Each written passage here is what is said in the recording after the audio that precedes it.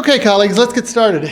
My name is Ruth Holloway. I've been involved in the Perl community for about 6 years now. I've been writing Perl off and on for 16, something like. We'll talk about that in a minute. A few months ago, I changed jobs. And I'm not just going to say that it's the best place I've ever worked because the number 2 person in the company is sitting in the room. But it is absolutely the best place I've ever worked for a whole lot of reasons. And among them, we have a technology stack that it didn't take me long to get on board with. It took me a really short time to figure out and be producing useful, productive code quickly. So we're going to talk about that a little bit. Because if you read the docs on these modules, well, in the documentation for Template Toolkit, our CEO says, looks like it was written in the 1700s by some monk in an abbey, writing with a feather quill. There's stuff that's not in the documentation that may not be obvious to the novice moving to this stack of applications. Other people's notions of obvious may differ from yours. Therefore, not always clear. I started text wrangling. We don't know any languages that are good at data munging, are we? A proprietary API for a library automation system, and their scripting language was Perl, and so that's where I started learning Perl. And I thought that was just the coolest thing to be able to munge that data. It dealt mostly with pipe-separated data. You'd get these huge feeds of pipe-separated stuff that you'd then mung and play with, and you'd send back to the API pipe-delimited stuff to change data. It was great, and everybody thought I was some kind of wizard because I figured all this out. No. Then I worked for several years. I got out of dealing with proprietary library automation and started working with Koha. Koha, written in New Zealand in 1999 in answer to the Y2K problem, is very CGI-centric. Still, it's a great library automation system, and they're finally starting to make some progress to modernize that more. But for a long, long time, that code base was geared toward librarians with a technical bent, not developers. So there were things in Perl that you didn't see in there, like ternary ifs. I worked on the Koha code base for months before I saw a ternary if from anybody. And I asked, and they said, well, some of the folks that are coding on this are really not very good Perl coders, and so we're trying to keep it simple. They actually deliberately chose not to use some of those idioms in order to make it so that more people could contribute. Something that you might think about in connection with Sawyer's talk this morning. The point he didn't make was we need more people contributing to Perl. And the way to do that is to make it so they can. And then I spent 5 years, almost 6, working for cPanel, platinum sponsor of the conference. Thank you, cPanel. And their code base is a 20-year-old code base that was originally written by a teenager. And he still works there. He's the CEO. And he's a wonderful guy and all, but you have this massive monolithic code base. It's huge. There's a whole bunch of home-rolled things. Some of those have turned into talks at Perl conferences about, hey, look at this cool thing we've done, and we're now releasing it. Lots and lots of custom stuff, and they roll their own thing. Didn't use a lot of back-end stuff that's already available on MetaCPAN because a lot of it was written before those modules were there. And now I work for Clearbuilt. Clearbuilt is a small shop based in Atlanta. Our CEO and CTO live just a short distance apart outside the city. 25-year-old company. They've been around a long time, but this fall will be 25 years of doing it. But they've always stayed small. Lots and lots and lots of one-off kinds of web applications, particularly in the building trades industry.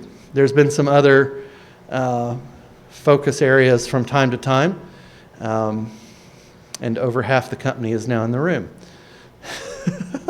which is really weird. Two in one row, yeah. We're still a small company and still working on a lot of one-off stuff. We've got customers that have been there for years, and we're adding new features to their applications as they want them. And so we're maintaining some kind of older code bases, but good ones. And I love what we do. I have learned things about industries I didn't even know existed 10 months ago. There are whole industries that I didn't even know were a thing until I started doing this job, and that has been so much fun to learn. All right, so our technology stack, the stack that I kind of came into and inherited, looks like this. Postgres for the data, DBIx class, Dancer2, Template Toolkit, Nginx, DevExtreme jQuery. All right. Let's look over those. All right. Does anybody here not have the Postgres versus MySQL argument settled in their head? Okay, can't help you if you haven't settled that argument yet in your head. I can't help you.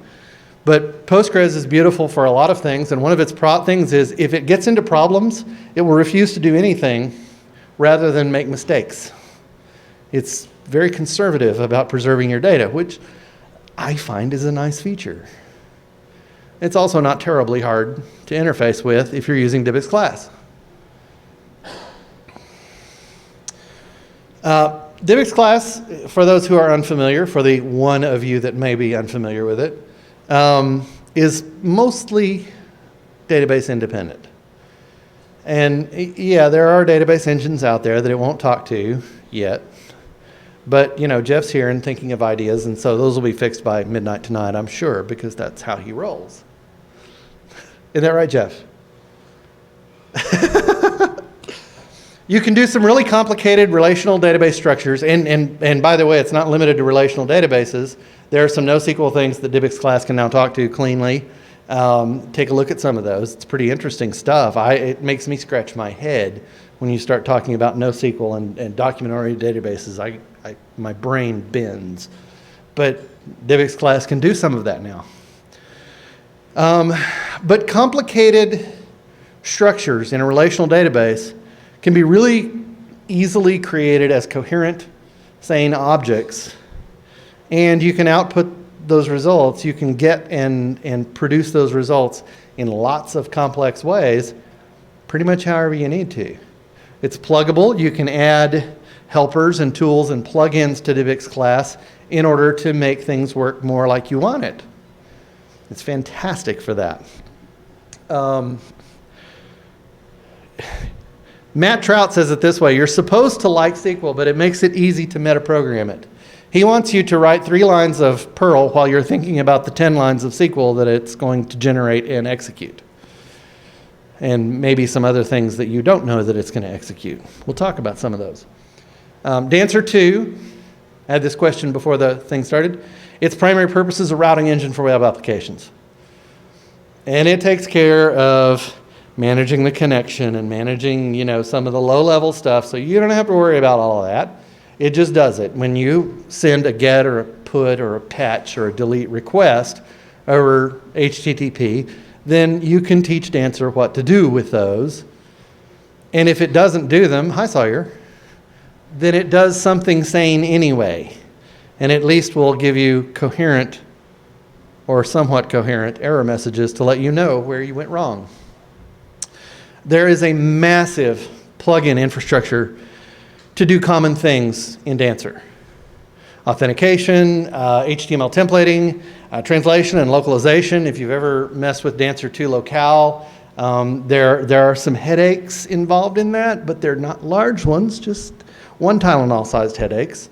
And the nice thing is, if you need a session engine, you just plug it in and it works. Done. You're finished. Edit some YAML to show how you're configuring things, and you're good to go. Most of the plugins in Dancer work on that basis. And, conveniently, if you have a configuration that is true for all instances of this application running, fine, you put it in one file. And if you have settings that are variable based on whether I'm in production or development or staging or testing environments, you can create environment files to just do that switching for you.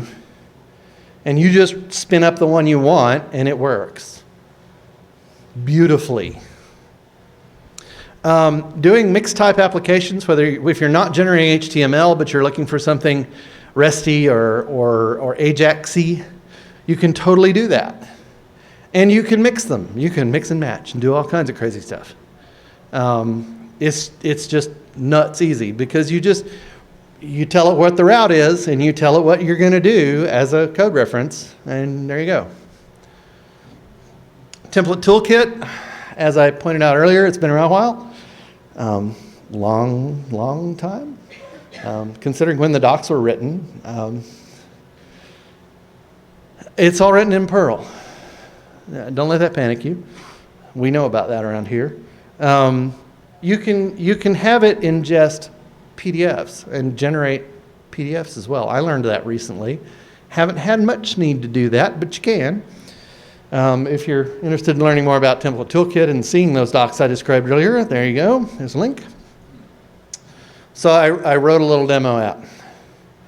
All right, the whole app that you're going to see, both in a demo now and a little more later, I spent maybe 2 hours on.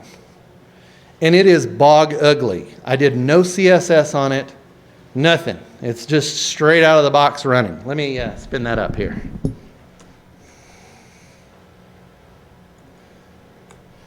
Okay, we have an application here where customers can place orders for things. They're going to buy stuff and from your company. And so here's our customer list, and this is all done with Template Toolkit. And I've got some links out here that I can go and do stuff, and I'm going to create a new order, and I'm going to tell them to ship it on postal service, and they're going to buy 2 green widgets. And I'm going to submit the order, and then I'm going to have it go to, if I remember right, and if my app is running, yeah, it's going to go there. And then I can view that customer's orders. There's a couple of orders there. All right, less than an hour to get to this point. Less than an hour. All right, now if I was writing a real application for an e-commerce site or a commerce site, like a plumbing supply company or something, I would spend some time then making this beautiful at some point. Or I would tell our UI person, I've written you an ugly application. This should keep you busy for a little while. And hand it off to them. And off they go. But the back-end functionality, the database, the structure of the database, all of that, less than an hour, and we're up and working. Fast, you want rapid application development? Here you go. And there's, 4 or 5 routes in here. Nothing complicated.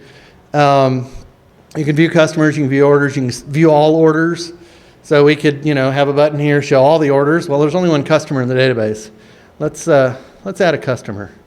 I added a big old ugly plus button over here. Have you ever tried to type on one of these lecterns? It's crazy.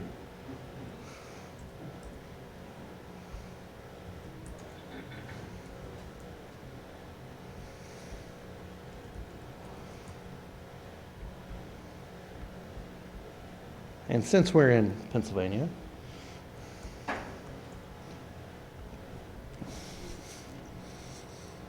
less than an hour, it's up and running, works fine.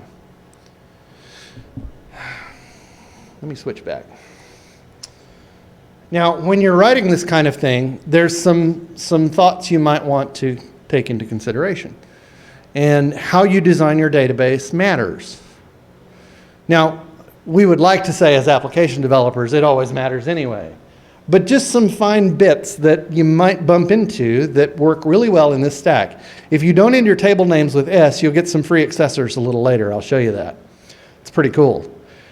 Using second normal or third normal form works really, really well for Dancer and DBIx class. Especially the DBIx class stuff really cares about that. It creates nice coherent objects that way. You don't have some insane connection.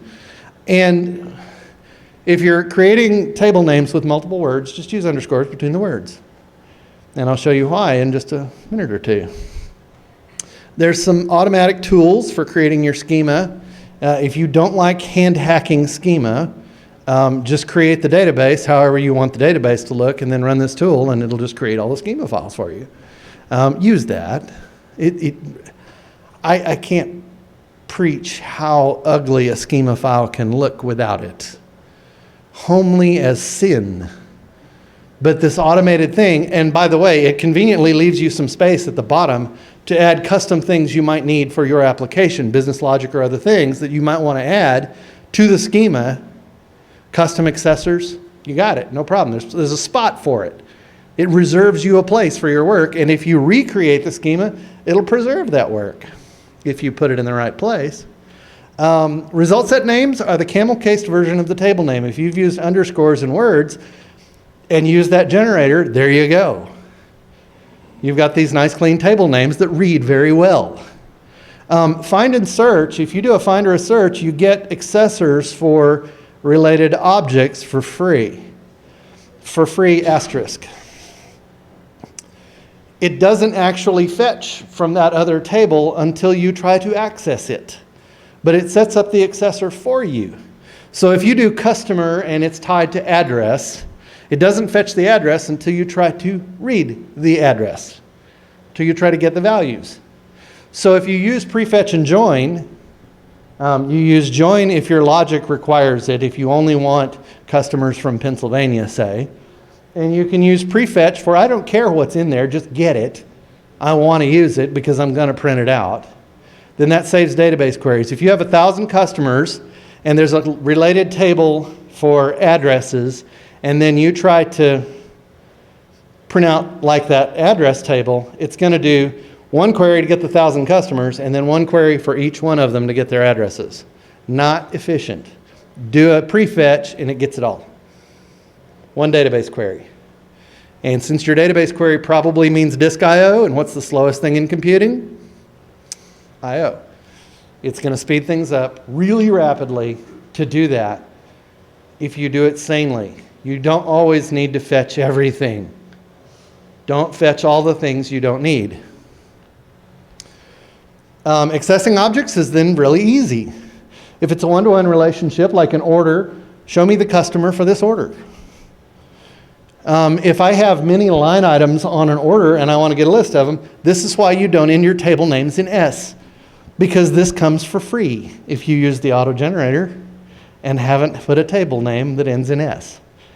I'm not sure what it does if you do. I haven't tried that, but I suspect there's pain and suffering involved somewhere in there, or bad English at the very least. All right? This makes it really, really easy. Free wrote some helpers a while back. Matt Trout pointed me at this repository on CPAN, and I got lost for some hours just looking at all the great treasures that are in there. Some of them went, oh my God, I would never use that. What was that for? And some of them are simply syntactic sugar. They're just there to make things look nice. But some of them are pretty useful. There's some result set formatting tricks. There's date handlers, so if you're dealing with dates coming back and forth. Random row results, what would that be useful for? Testing. You want random something out of the table so you can test things? There you go. One of the things that DBIx class doesn't do much of on its own is exceptions. If you're using exception handling, adding this helper can help you throw those exceptions upstream better. And ever done an explain on a DB query? Yeah, well, how about having Perl do that for you? Freeze helpers have that. There's a whole bunch. Spend an hour sometime just looking through this and going, oh, I could use that. Oh, I'd never use that. Oh, that would be useful. You might find good bits in there. And they're all really easy to set up and use. Helpers should be helpful. Yeah? All right. So the data binding, if you send this stuff out to Template Toolkit in Perl, here I'm going to do a get of my customers. I'm going to grab my customers and I'm going to search the whole data set. That's why the open close brace like that. And I told it to prefetch my addresses. So I can get my customers and all of their addresses, one query on the database, done. Regardless of the size of my database at this point, because I don't have gazillions of records. And then I send it to a template, and I send my customers as the name customers. Clever, huh? But you could call that left term, the left-hand side of that, anything you wanted. Because you're creating a variable name that you can then use in Template Toolkit, like so. For each customer and customers, print their ID, their name, and if they have an address, you want to check for undef here. We've bumped into that one a few times where we're not checking for definedness at this point. If your table doesn't require that a customer have an address, then you might have put one in without it. It's a good idea to check for it. And it's that simple. Now, you might notice on state, that's actually a reference to another table. So the problem with this is what? Thank you. I did not prefetch state, but I totally should have. And the way to do that, the prefetch turns into an array, so you square bracket it, and the first term is addressed like you see there. Fat right arrow, state. You've got it. And you don't even have to make that one an array. You can just, because you're still only fetching one relationship, just tiered. It's not hard. You can chain those multiple joins together very easily. You can join to the same table twice if you want to, which is a little crazy, but you can do that. But that is so old school. And do I get points for using this picture in a modern presentation? You know, how many of you remember dressing like this and will admit it? Okay, I see some hands down low. I'm with you on that one. That's when I grew up. Modern browsers can do a lot of the work for you. They're a lot more competent. I remember NCSA Mosaic, and the browser was dumb as a post. It couldn't do a whole lot on its own, and if you didn't have fonts loaded, well, you got everything in Times New Roman, whether you wanted it or not. It was like a Model T. You can have it in one font as long as it's Times New Roman. There's a huge variety of user environments, layout tools, web frameworks, you name it. And in fact, many companies spend a great deal of time bickering and arguing and discussing and deciding which one to use. There are many, many of them. Take your pick. But once you get that pick, fine. Why don't you send some of the work to the browsers? The cloud is just somebody else's computer. So all you're doing is downloading some of the work to the user's computer. They're the one asking for stuff anyway. Let them do some of the work.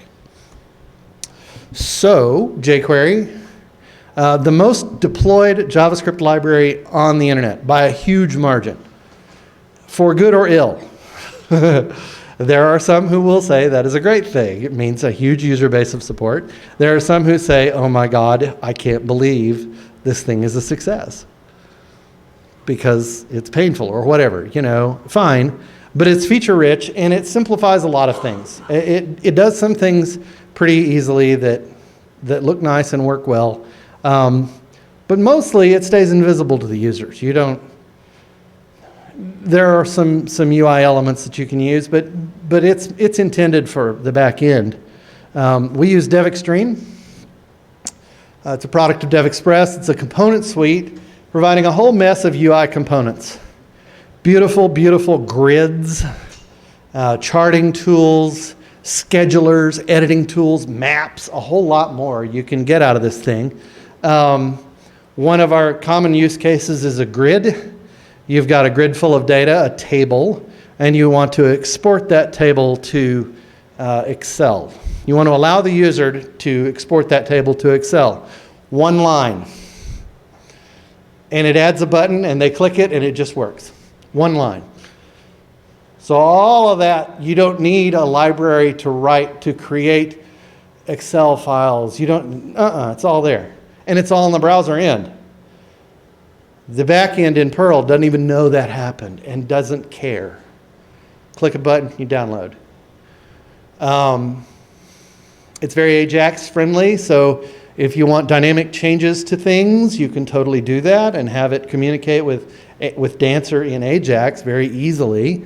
It integrates well with jQuery, and it also works with React, Vue, ASP, Ionic, and lots of others. And on their website, on their documentation, they have lots of examples in lots of different flavors of frameworks. So take your pick. It is a proprietary product, but it is free for open source projects. So think about what you're working on. And really, I've looked at their license. It's not terribly expensive. If you're doing something big that's going to make you a bunch of money, it's not a high price. It's not outrageous. So worth looking into, and I found it incredibly easy to use. You know, when I came on, I'm like, okay, I've done about 10 lines of JavaScript in my career. I'm really not very good at JavaScript, and my first experience with JavaScript also involved Angular. And then there was much pain and suffering and crying and gnashing of teeth and many, many Tylenol involved in that. And I was averse to dealing with that because I just didn't want to do it.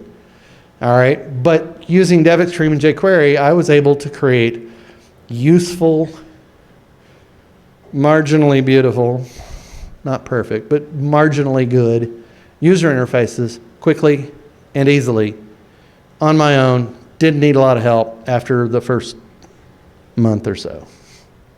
You want to see that? I can show you a thing or two.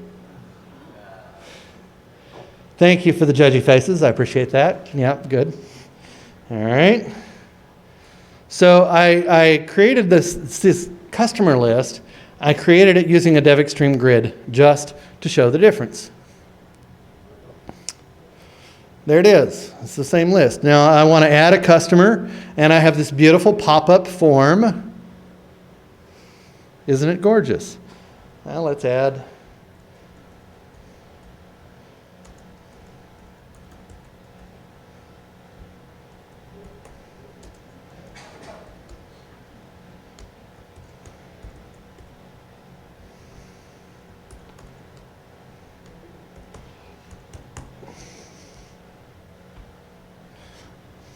There. It's all done with Ajax. It's backed up. It's updated the back end, reloaded the grid, but not the whole page. Did that in about 30, 40 minutes after I had the base application running. And just hooked it into this menu. Pretty straightforward, huh? And it looks nice. It looks way nicer than this, wouldn't you say? Is it the most beautiful? That's a subjective judgment I am not qualified to make. I don't work in the fashion industry. I'm a developer. But I like working with DevExpress. Okay, so every element of our stack, from Postgres all the way to DevExpress, every piece of this I have found easier to use than any code I've written before. I've found that I get better results than any code base I've worked on before. And I'm doing it faster than I've ever done it before. All right, my first project with the company, which I did as a consultant, was to generate a whole new feature for managing, for document management, for an auto leasing, lending organization that lended money for auto purchases. And they needed to ship titles around, and they needed package management to know, because they would ship from the auctions huge bundles of titles that go to several dealers, and there's all this complexity. Well, the estimate was that would take 24-ish hours. I turned it in 19. We found a bug. It took me 1 hour to fix it. Done. My second project, as soon as I came full-time for the company, because as soon as I turned that in, literally the same day, I was said, "Do you want to work full-time for us?" Sure. Literally that day, I was asked if I wanted to work full-time, and I said, "Yes, I do. Let's make that happen." My first project was to migrate a site, the last remaining site with the company, from Dancer to Dancer2. Estimated 40 hours. I turned it in 10. Done. And have we had a bug come up related to that yet? I don't think so. I haven't seen one.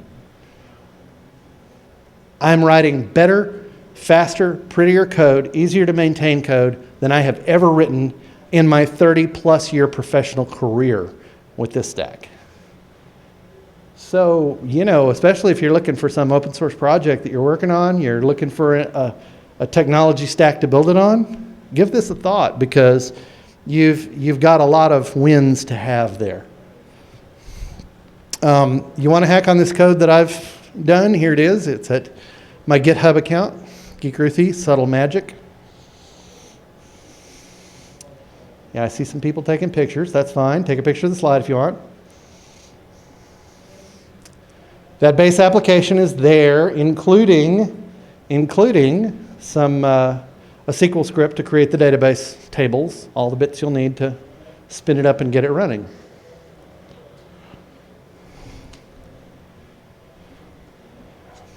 I probably could talk about this kind of stuff a whole lot more. I could talk about how much I love my job all day long, and frequently do, as my boss will tell you. But questions? Can you share some of the experience going from Dancer to Dancer2? It's really way more brainless than you think it might be. Yeah, could I talk about the experience of going from Dancer to Dancer2 and what that involved? Mostly it was a look for use Dancer and set it and change it to use Dancer2 and then pull the crank and see what happened. And not much broke, because the Dancer community, cleverly, has written a whole lot of modules in Dancer2 that also existed in Dancer1, and they just work. The thing that I had the problem with was that on my development box, I had the Dancer1s installed, but not the Dancer2s installed for a few modules. Once I got the modules in place, done, it really wasn't that hard. There were minor differences. In the app script to actually run the thing, to actually start dancing, that changed. There were some changes there, but they're minor. It is small. There's actually, is there still a document in CPN on doing that migration? That's what I used. Yeah, and it was easy. It really is a one-line sed script in a lot of ways. Just run a sed script against your code base and then pull the handle and pray. And most things are going to work. If you've got the modules deployed, you're good to go. I ran some greps for use Dancer : use Dancer2 : and make sure I had all the modules. That was the biggest part for me. That's where I spent the most of that 10 hours. Literally, it was a no-brainer. So if you've got older Dancer apps, it is totally doable and it is totally easy. All right, any other questions? I'm surprised no one's asked the question I thought of. Are you hiring? Talk to us, because the answer is maybe. All right, well, I'm literally out of content. I'm out. I would love to. I thank you for your time. I appreciate you being here. Go in peace with my wishes, best wishes for you and those you love. Have a good day.